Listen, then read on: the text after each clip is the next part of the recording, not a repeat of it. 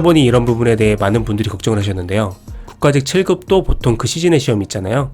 그래서 국가직과 지방직이 시험을 동시에 진행하려는 건 아니라는 의심을 하시더라고요. 이번 2020년 지방직 7급 시험도 시행이 되기 이전인데요. 하지만 당장 올해 시험보다 내년인 2021년 지방직 7급 시험에 더 큰 관심을 갖고 준비하시는 분들이 많으실 거예요. 제가 아시는 분들을 보더라도 워낙 내년 개편되는 부분이 많고 변화가 상당히 클 예정이다 보니 애초에 올해 시험 포기하고 곧바로 내년 2021년 시험을 준비하시는 분들도 의외로 많더라고요. 그만큼 다가오는 개편 부분이 수험생들 입장에서는 상당한 큰 부담이 되고 있는 것만은 분명한 사실인 듯 싶은데요.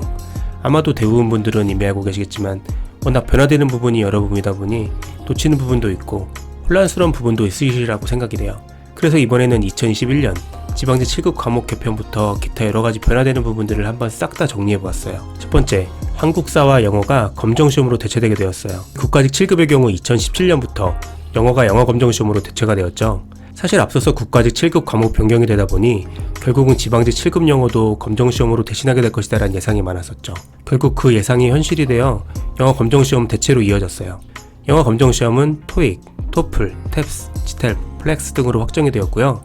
여기서 끝나지 않고 한국사까지도 한국사 능력 검정시험으로 대체가 되었습니다. 그런데 이 두 시험은 합격, 불합격이 판가름 나는 시험이 아니고 점수에 따라서 인증이 되는 시험이기에 인정이 되는 점수 기준이 존재해요. 예를 들어 영어는 토익 700점 이상, 토플, PBT 530점, IBT 71점 이상, 탭스 625점 이상, 지텔, 레벨이 65점 이상, 플렉스 625점 이상을 넘기셔야만 대체가 가능하죠. 한국사 능력시험도 마찬가지로 기준이 있는데 2급 이상이 되어야 하고요. 한국사 능력시험 2급의 경우는 심화시험에 70점 이상을 받게 되면 인증을 받을 수가 있게 됩니다. 그런데 이 영어 검정시험과 한국사 시험은 유효기간이 존재하는데요. 영어는 유효기간이 3년이고 한국사는 4년이에요. 물론 이 유효기간이 1년 정도 더 늘어난다는 얘기가 있기 때문에 그 부분은 좀 더 보셔야 할 듯합니다. 그런데 이 영어의 경우는 특히 주의하셔야 하는 게 플렉스를 제외하고는 영어 검정시험 자체 유효기간이 2년밖에 되질 않아요.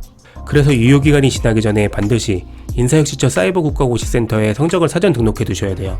그렇지 않고 유효기간 2년이 지나버리면 조회가 되지 않아서 활용이 불가능해지기 때문이죠. 두 번째, 지방직 7급 시험 일정이 기존과는 다르게 변경됩니다. 이번 2020년도 그렇지만 그동안 지방직 시험의 경우 매년 10월에 시험이 시행되어 왔는데요. 하지만 이게 2021년부터는 싹 달라지게 되었어요. 내년부터 기존보다 2달이 앞당겨진 8월 중순에 필기시험이 시행이 됩니다. 그러다 보니 전보다 준비가 좀 더 촉박해지고 여유가 없어질 수밖에 없게 되었네요. 그러다 보니 이런 부분에 대해 많은 분들이 걱정을 하셨는데요. 국가직 7급도 보통 그 시즌의 시험이 있잖아요. 그래서 국가직과 지방직이 시험을 동시에 진행하려는 건 아니라는 의심을 하시더라고요. 하지만 그렇진 않고 국가직 7급 일정을 조금 앞당겨서 지방직 7급 시험 일정과 겹치지 않게 할 예정이라고 해요.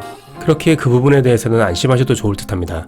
다만 전에 비해서는 텀은 짧아질 수밖에 없고 국가직 시험 이후 지방직 시험까지 준비 여유는 많지 않을 듯 보이네요. 세 번째는 지방별, 기간별 중복 응시가 불가능해진다는 점이에요.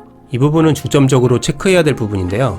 2021 지방직 7급 시험부터는 응시문서를 여러 곳이 아닌 단 한 곳에만 접수가 가능하게끔 변경이 되었어요. 서울시까지도 다른 지방직들과 필기시험 날짜가 통합이 되면서 대부분 분들은 응시를 한 곳밖에 할 수 없는 상황이긴 했는데요. 하지만 원서 접수를 가능한 곳에 모두 하고 그 중에서 비교적 채용이 많고 경쟁률이 적은 쪽을 선택해서 최종 응시를 하는 경우가 많았어요.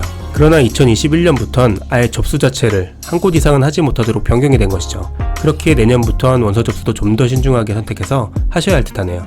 국가직 7급 필세 때문에도 그렇긴 하지만 지방직과 국가직 시험의 시험 텀이 짧아질 것으로 예상이 되면서 앞으로 지방직 7급과 국가직 7급까지 동시에 준비하기는 전보다 무척 어려워진 듯한데요. 선택과 집중을 할지 아니면 좀 더 기회를 늘릴지 신중한 고민과 결정이 필요한 때가 아닌가 하는 생각이 드네요.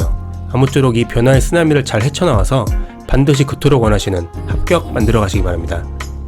구독과 좋아요는 좋은 정보를 제공하는 데 힘이 됩니다.